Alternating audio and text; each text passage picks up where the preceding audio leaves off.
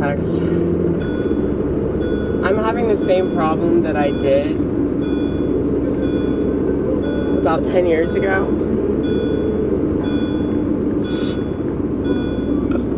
Back when I was like crazy paranoid. Even more paranoid than I already seem to be now. Okay? I was paranoid about things that were happening to me, or things that I thought were happening to me. And I was going to see a bunch of doctors and showed up at the emergency room and shit. And y'all know how much I hate doctors, and it was so bad.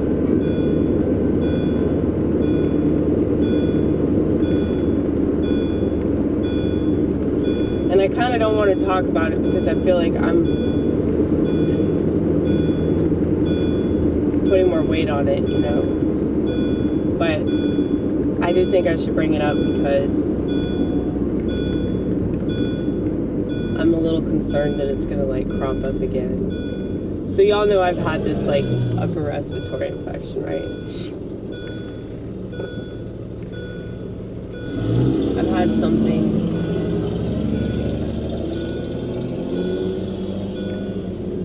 And before you even ask, there's no fucking way that I get tested for anything because that's not logical. You don't need a test to prove that you're fucking sick. Or like, this is the sickness that I have. Like, it's just complete crap. If you think that, just leave my channel now before you get more offended. Okay?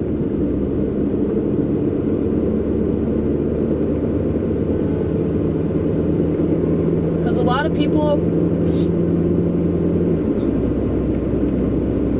are wise about certain medical procedures, but not all medical procedures, it seems. So they're wise about certain shots, but they're not wise about all the shots. And they might be wise about that particular thing, but they're not wise about the bigger picture of it, you know? I'll just say this. Anything that's free in a country that charges out the wazoo for everything, there's something really suspicious about that, okay? Anytime they're giving you something for free on the side of the road or at some like big box store, some corporate conglomerate, they have free testing, free shots, free pills. Like, why the fuck would you think that that's a good thing to put in your body? We don't have free healthcare in this country, and that's something that people often complain about, that I actually kind of sort of agree with, even though I think that whatever kind of healthcare we get is going to be crap regardless, because if everybody's intentions are not good, if their intentions are to like make as much money off of us as possible, then yeah, like, we're never going to have good anything anymore, okay? Not to be a despondent Denise, but just the way it is. Not to be a sorry Sarah. I love this. I love it. It's so much fun. Dude, I did this joke when I first started doing comedy. It was to make fun of the whole, because obviously it wasn't my original idea.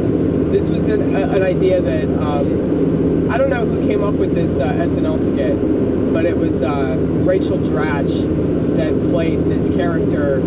God, what's the name of it? You know what I'm talking about, right? Oh my God, how do I not know? How do I not know, like,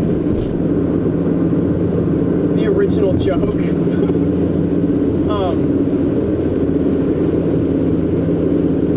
It's worse because I'm trying to remember what it is. If I don't try to remember, I'll be able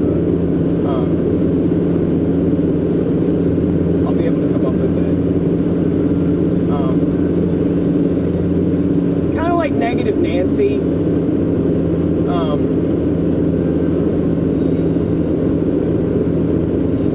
my God. Okay, I'll come up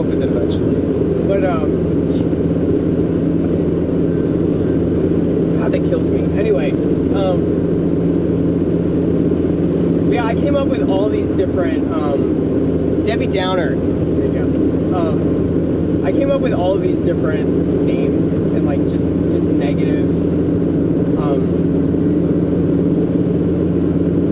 adjectives to go along with those names. And it was really hard with like the more like challenging letters like X and Z. But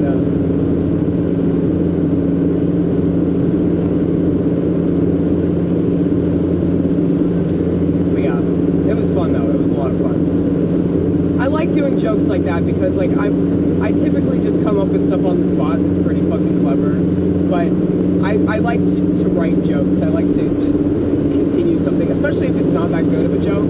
I'm like determined to like make it a better joke. Yeah.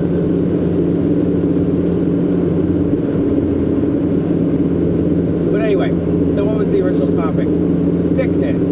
So I became convinced, because I am somewhat of a hypochondriac, I became convinced that I had a really dramatic thing that starts with the C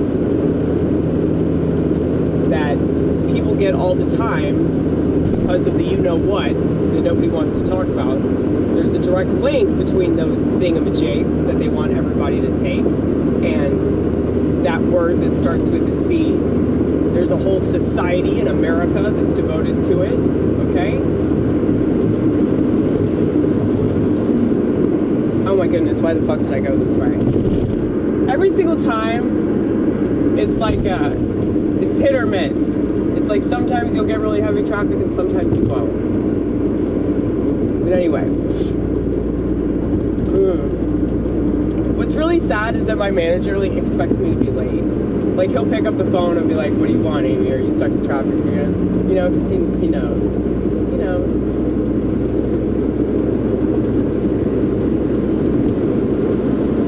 Anyway.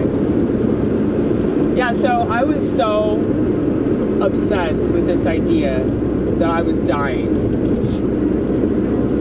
And the main reason that I was having this paranoia was because I'm having postnasal drip. And I've consistently had postnasal drip because of my deviated septum. In case you don't know, I am a chronic nose picker. And what that means is that I have a giant, enormous hole in my nose.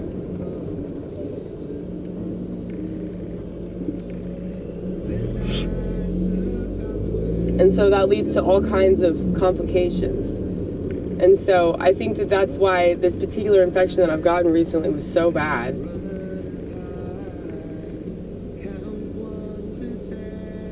And I realized that I could get some sort of surgery on my nose to like close up the hole. But considering how chronic the habit is, I don't trust myself to not fuck it up. But yeah, it's like, I do have my voice back and I'm able to sing again. Ah! Okay, isn't that awesome? I can sing to the Lord again. But it still hurts though. It hurts a lot. You know, luckily I have some, I can't even say this. I can't even say what it is because like they took the YouTube video down when I talked about this product.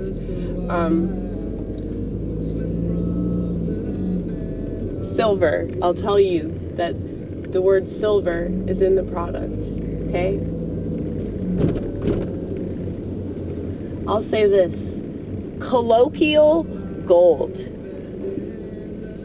See, I can say these things. If you're a wise person and you can detect this code that I'm using to describe things that I want to talk about that I'm not allowed to talk about because we're not allowed to talk about actual, you know, holistic remedies. Colloquial gold. Okay?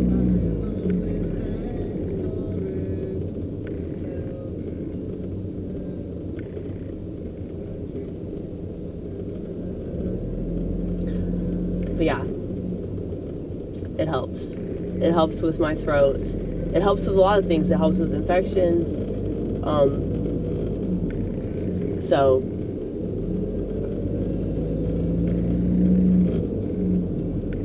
yeah, I just need to use that. and just drink a fuck ton of tea. I haven't been drinking coffee because we're having another fast in the Orthodox Church. This is the Nativity fast.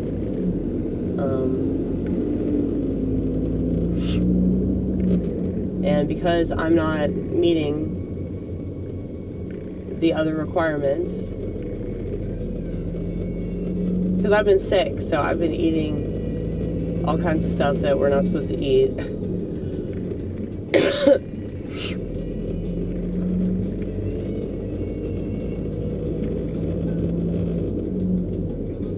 I have been fasting from coffee because that's something that I really enjoy, as y'all know. I love my coffee. I'm obsessed with coffee. I'm obsessed with cold brew in particular. I love fuck on cold brew. And I have a cold brew in my fridge right now, and it's just waiting for me. And it's gonna taste so much better because I have been waiting to drink it. Waiting. But yeah, I think that particular fast means a lot more to God than, and it's not really about God, it's more about me. It's more about like getting closer to Him, is that I'm willing to discipline myself and not do something that I want to do because I'm sacrificing something because He made the sacrifice for me. That's the whole point of it. It's not about following the rules, okay? Jesus died on the cross so that we don't have to be obsessed with the law, okay? That doesn't mean that we should like forget it altogether, but I think a lot of people really misinterpret all of that. But yeah, fasting from coffee during Lent, it really wasn't hard, but for whatever reason, like I'm really struggling with this now.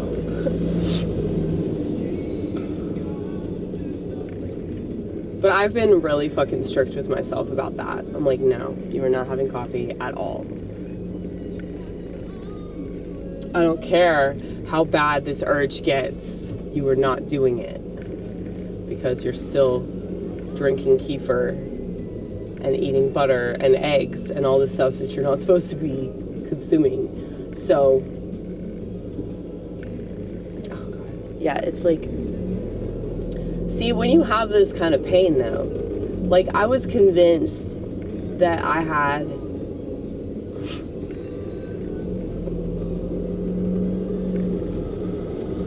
something really bad in my throat. I don't even want to say the word because I feel like if I say the word, it's like a negative omen. You know, not that there's any omen that's positive, but yeah, like I feel like I'm putting that idea out there, and so it's like this entity that attaches itself to me. So that's what OCD is. So, you know, if we get paranoid about something, it's because there's this, it's kind of like with narcissism. You know, like if you have a guilt complex, and I think I told y'all recently that this was really evident in my 4th step that I did, which I'm still working on. I'm almost done with it. But I'm just realizing that like the reason why I have kept certain people in my life, and the reason why it used to be really difficult for me to say no,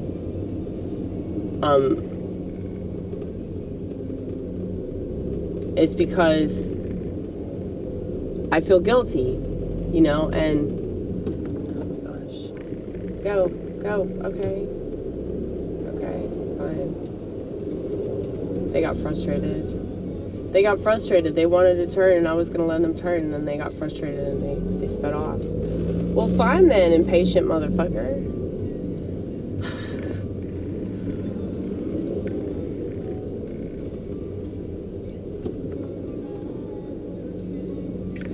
But yeah, so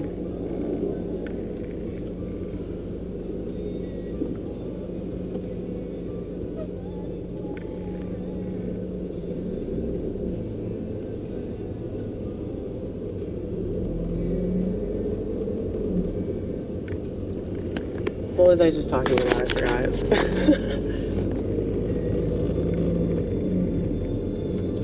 It was really important, wasn't it?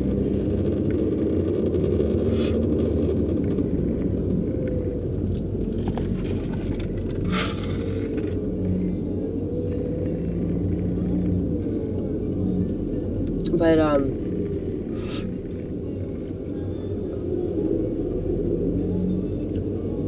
yeah, so the guilt stuff. It's like, that can take various shapes. So, like, that can be a person, place, or thing. So, like, if you have a guilt complex,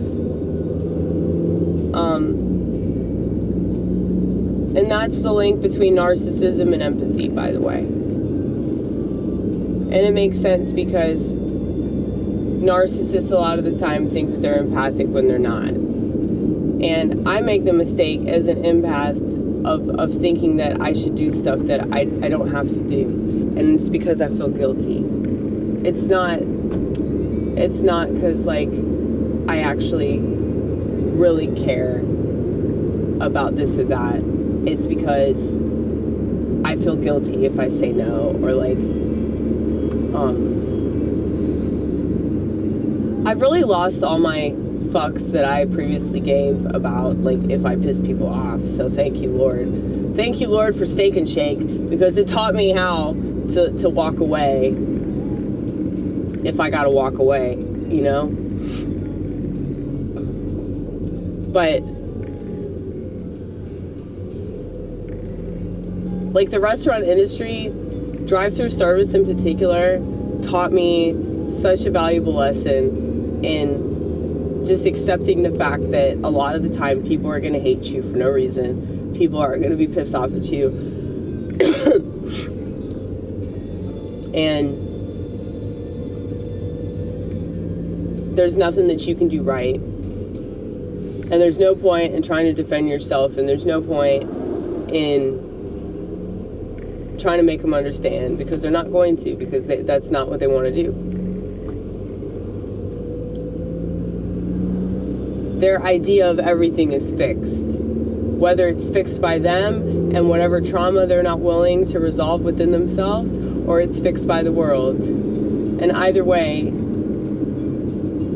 that's narcissism, okay? When you get hung up on this idea of somebody, or you get hung up on this idea of how somebody wronged you, or, you know, a political party that you think is evil, or a mistake that was made,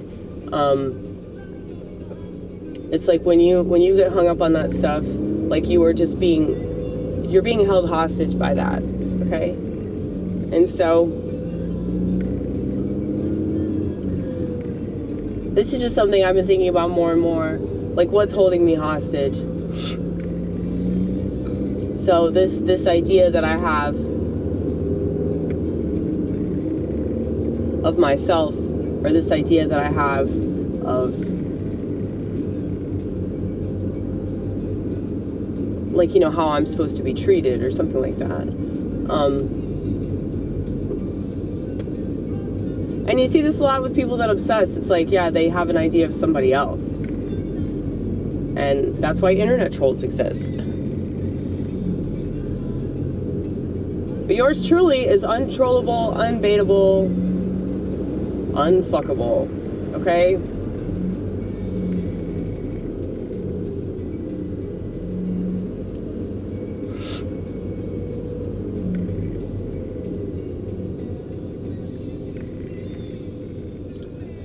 So the easiest way, and I guess it's not easy for most people, but it's way easier for me. The easiest way to deal with this kind of thing is just to not engage with it. But somebody else being a narcissist is going to trigger your inner narcissism, and it's going to make you want to fight back, and it's going to make you want to rush to defend yourself. Don't do that. They're not worth it. They're not worth it because they just want to get your attention, and they just want to, like, they want to fuck with you. And if you make yourself unfuckable, unbaitable, untrollable, they'll move on. They'll move on to somebody else because, like, it's not working with you. And they need that fucking supply. They need that validation. They need to feel important.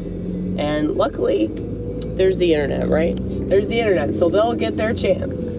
Probably in about 2 minutes. Anyway. So, the original topic, which was sickness, how does it relate to this particular thing? Well, if I have a certain idea of something that I think is happening to me, that is very demonic. That's like a form of demonic possession, I would say. And it doesn't have to be, you know, me writhing all over the floor and throwing myself into the fire, okay? It doesn't have to be like that. It can just be me obsessively thinking about something to the point that it's ruining my day. And that's what it used to do 10 years ago. And now I'm in a completely different headspace, and luckily I know what it is, and if you know what it is, then it's not likely to do anywhere near the damage that it can do if you don't know what it is. Which is why all these people, they're not wise in spiritual matters. So one of the reasons why, like, I'm so good at dealing with problem people is because I've studied myself. And I am a problem person, but luckily I'm not a problem for other people, at least I don't want to be. If I am a problem for other people, like, this bothers me, unless that person has a fixed idea of who I'm supposed to be, and I have indicated multiple times in multiple ways that no, that's not going to happen, okay? So, I'm really good at being able to differentiate my stuff from your stuff. That's the whole purpose of the 4th step, though. So I really took that to heart.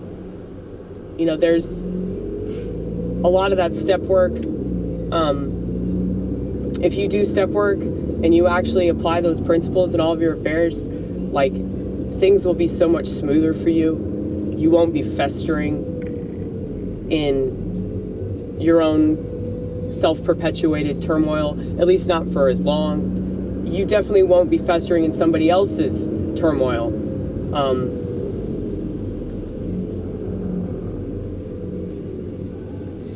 Because, you know, working in a restaurant, there's no shortage of that.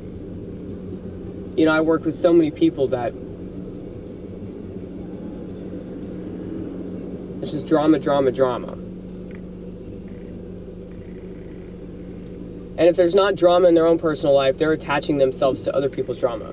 That's why women love celebrities, okay? So, they love celebrities, they love reality TV. That shit was made for women. Social media was made for women. It was made to exploit us and how weak we are. Because all women are inherently narcissistic, and you don't have to point out mine, okay? We know. We know! We just try to channel it in a comedic way. And everybody's got narcissism. They've just got to learn how to work with it. Oh, shit. That's a lot of air. Shit, did you hear that? Yeah, they just got to learn to work with it in a way that will positively impact themselves and others. You know? Social media is the devil. Oh my God. That's an undercover. See? I wonder who they're going after. Let's watch. I was kind of worried that they were getting me because I have this camcorder, but I'm like, they don't know what that is. They don't know what this thing is. That's a Canon camcorder, in case you're wondering what I shoot with, since I don't have a smartphone. This is some real cheap, I think it was like $150, maybe $200, something like that. Really cheap considering how much life it gives me and how much I can do for the world with it. And I do believe that my work is important. You don't have to agree. Dude, I want to know who he's getting.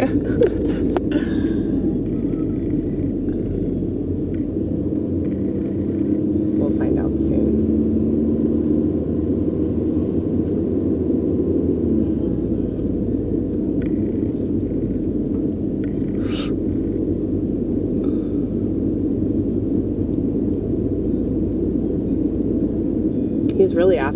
if he's going, he's going on the shoulder of the road.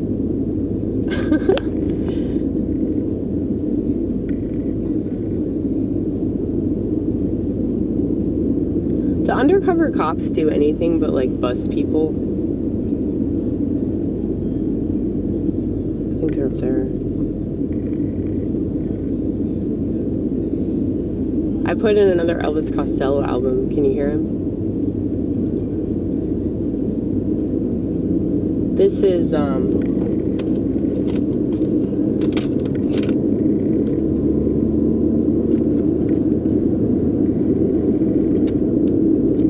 Goodbye, Cruel World.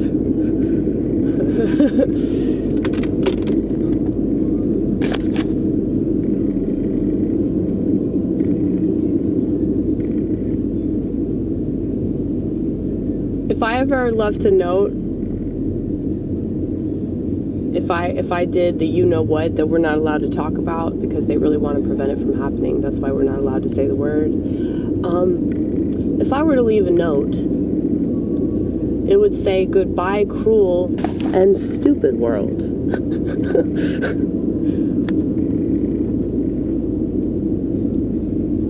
Because I would say that the stupidity of this world is especially cruel.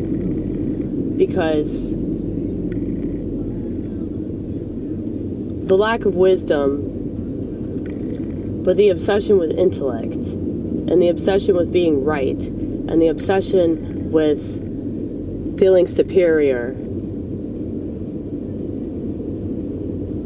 Lord, look at that. Look at that. Oh my gosh. Let's spy. We're gonna spy. We're gonna spy. Oh, wait, never mind. That was so lame. That was so lame, dude. They're just fixing that motherfucker's tire. Okay, so I guess undercover cops do more than just bust people. Okay, the question was answered.